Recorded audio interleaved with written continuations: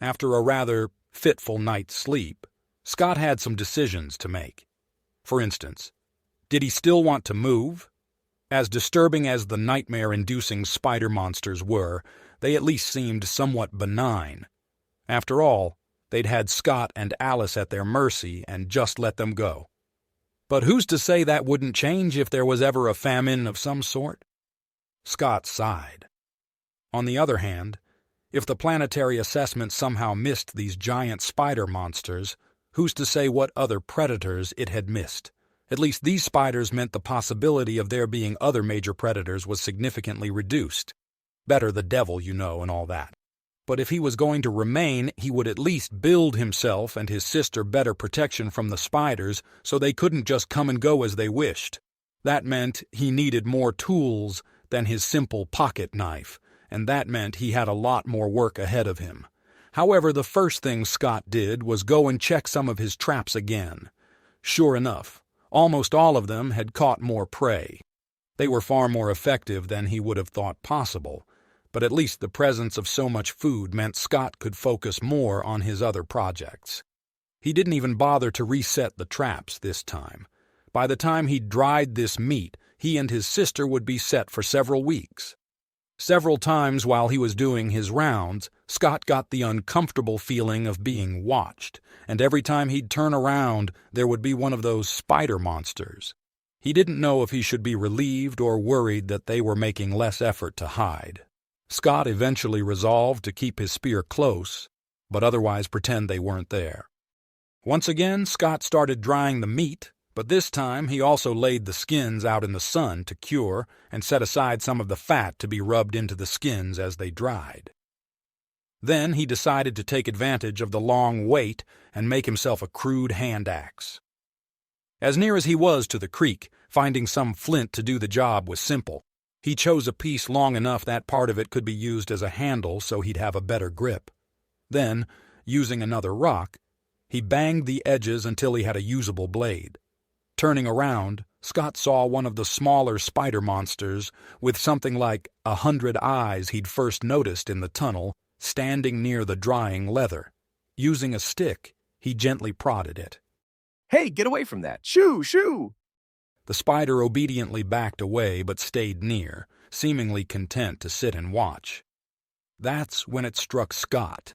He hadn't reached for his spear. He'd just grabbed a small stick and shooed away a spider monster that belonged in some Eldritchian horror story as if it was some sort of inquisitive cat. He was so dumbfounded at the odd change in his life's direction and resulting perspectives that he took a moment to just sit down and process things for a minute. Since his mom's disappearance and his resulting struggle for survival, he'd been constantly pushed to the limit, peaking in his exploration of the fleshy spider caves.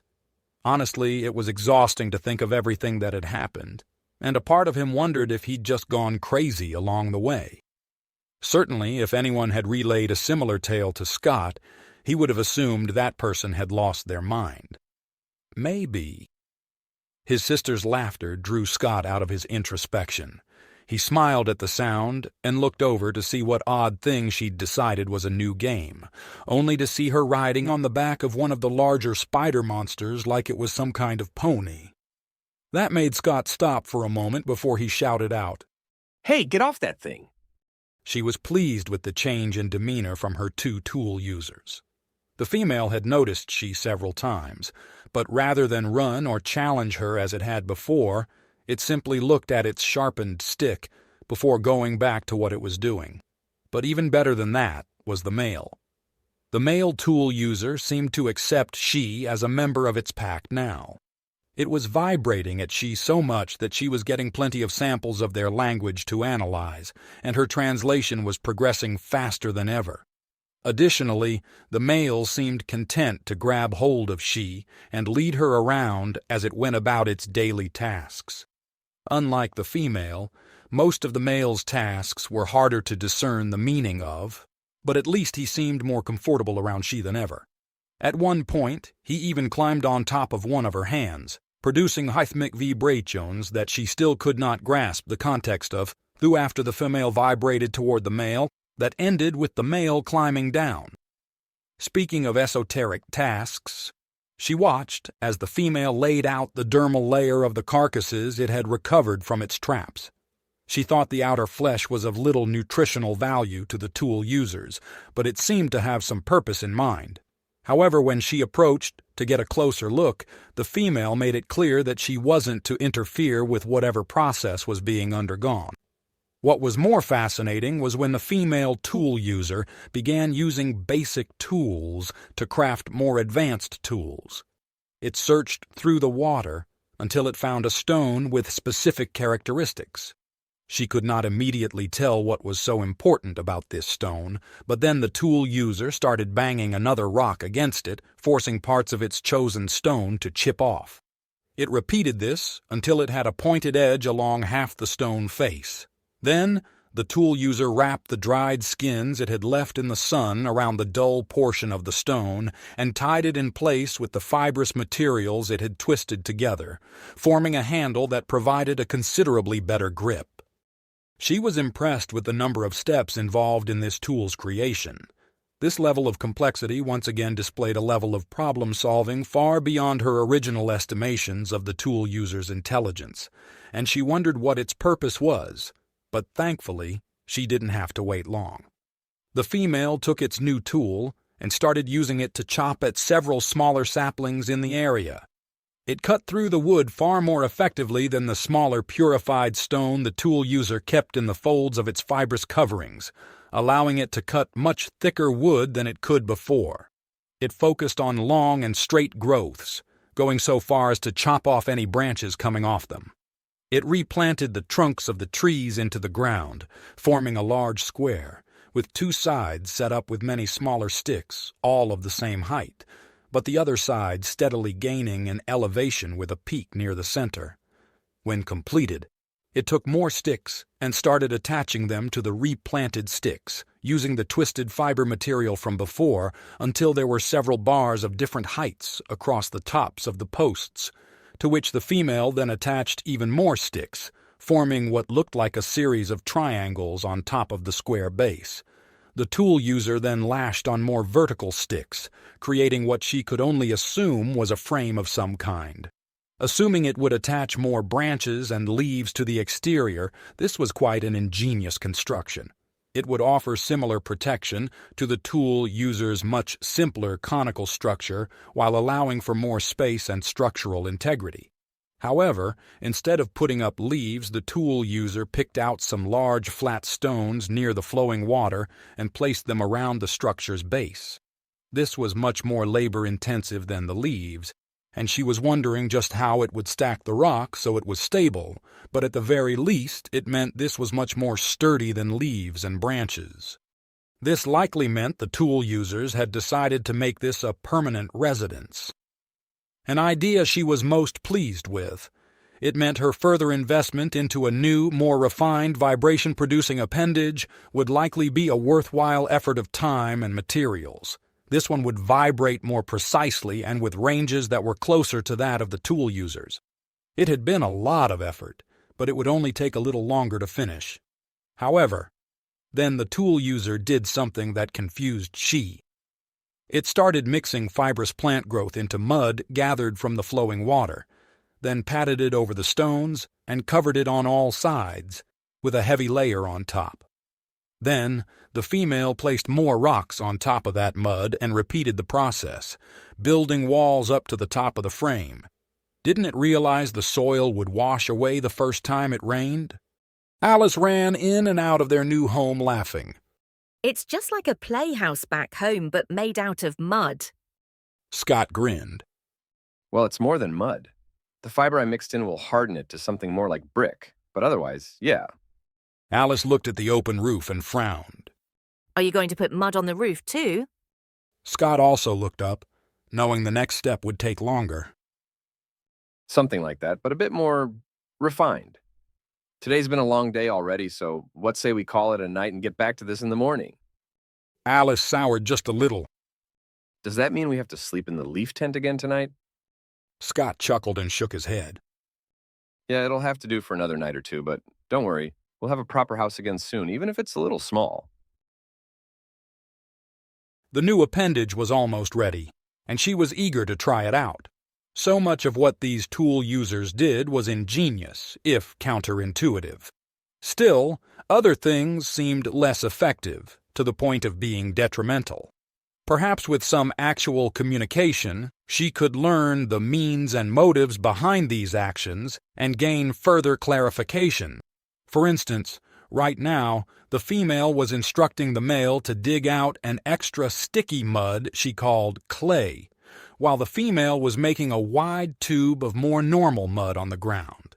If this was some sort of storage place, why not build it closer to the structure the female had made the day before? Once the male had gathered enough sticky mud, the female switched to a new task, beating the sticky mud and placing it in a rectangle made of sticks to form relatively uniform sticky mud rectangles, half of which she molded a small knob onto the top of one end. It then put those rectangles over a long, straight stick, so the rectangles curved in a mostly consistent pattern, creating what looked like small half-tubes of sticky mud. Once the whole branch was covered in sticky mud half-tubes, it began digging out the ground under its large, normal mud tube, in which it started another controlled fire. At least this explained why the tool user hadn't placed the mud structure closer to its nest. But what was its purpose? Was this a new way to cook its animal flesh? The directed airflow from below and how the fire rose into the tube from below meant it was burning considerably hotter than the open fires they usually used for cooking. It was hot enough that the outside flesh would be rendered into inedible ash before the inside flesh was adequately seared. The female tool user seemed happy with its progress and directed the male tool user to wash himself in the flowing water. Then they stopped to eat, letting the fire burn itself out. What was the purpose of the fire at all? This is why she needed to be able to communicate. She needed to ask questions about seemingly pointless behavior like this. After lunch, Scott checked the kiln and decided it was ready, or at least he hoped it was. There was one surefire way to find out, so he placed as many dried clay tiles as he could fit and lit a new fire underneath before placing a long, flat stone overtop, allowing just a little airflow around some of the edges. While the roofing tiles were cooking, he started making another batch, placing them over the same sapling as before so they'd all have a relatively similar form.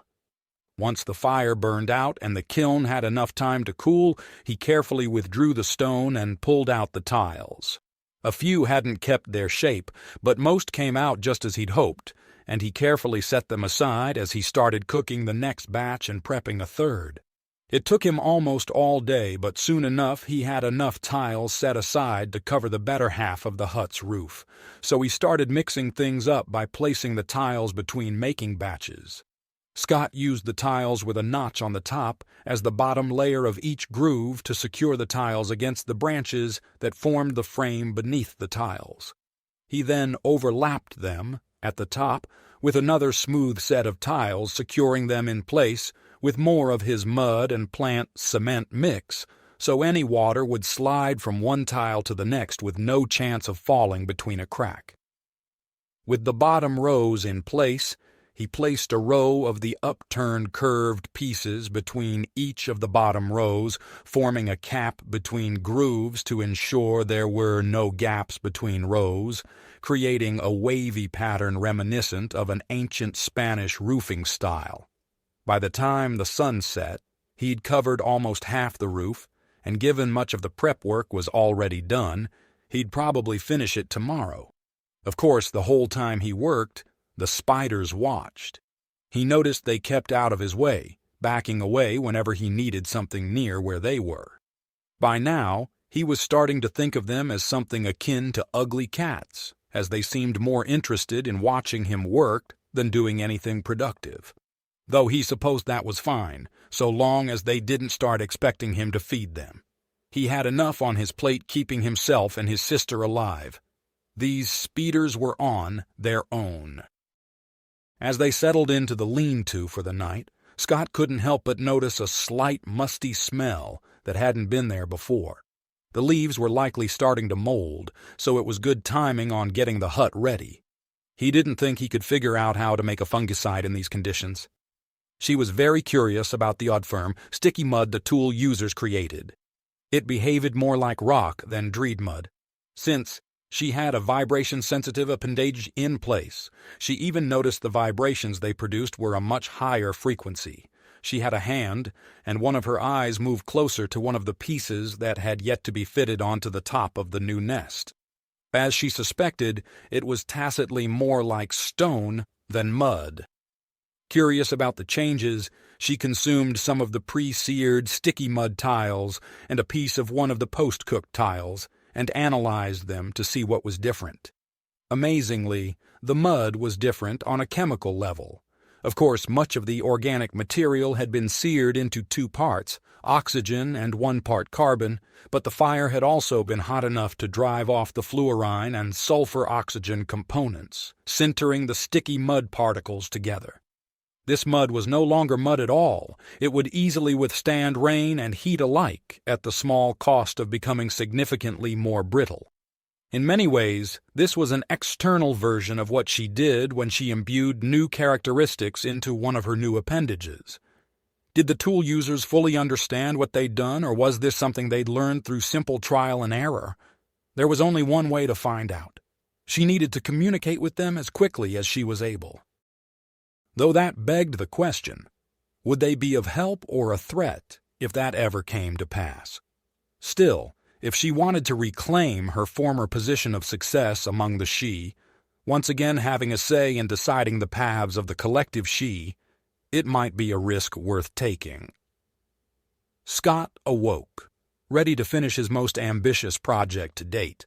Eager to wash away the last vestiges of sleep, he walked down to the creek, where he splashed water into his face. Apparently, he wasn't the only one eager to get going because his sister spoke up beside him. Brother, she has questions. Maybe she wasn't as awake as Scott thought because that didn't make much sense. He turned around to ask what she meant and then froze. There, standing before him, was a whole new spider monster.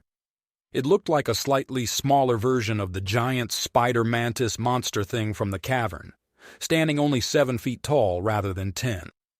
But instead of huge scything claws, it had what almost looked like human arms and hands, if that human were wearing an insect carapace that hid any skin.